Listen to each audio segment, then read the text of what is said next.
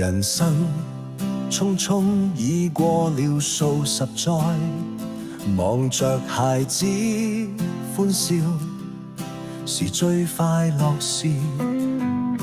現在要抉擇向外發展未來，真的不捨得現時所擁有的一切。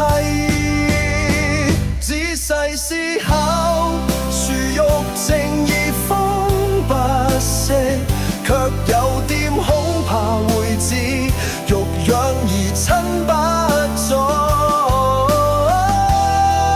就真的不想去面對，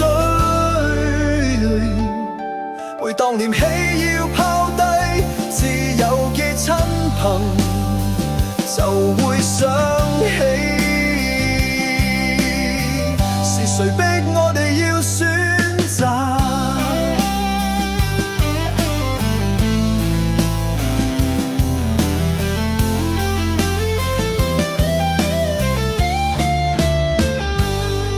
人生匆匆已過了數十載，望着孩子歡笑是最快樂事。現在要抉擇向外發展未來，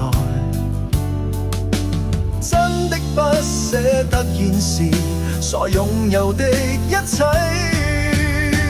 仔細思考，樹欲靜而風不息，卻有點恐怕會知欲養而親不在。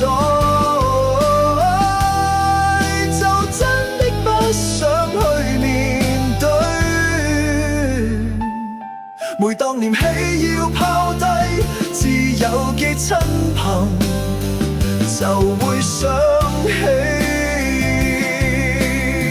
是誰逼我哋要選擇。